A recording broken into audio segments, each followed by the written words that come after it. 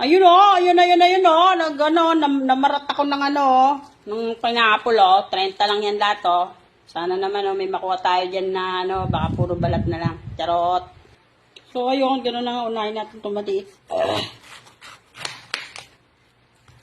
Nabulok na anak ng patuka naman o. Yun o, buti may natira pa o. Diba? Yuhu, another one.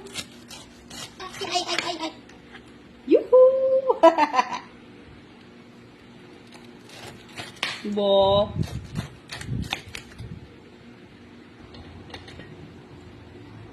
Okay, last one. Yuhu! Tanggalin lang natin ang bag. Yuhu! Magdura natin asin. At titikman natin.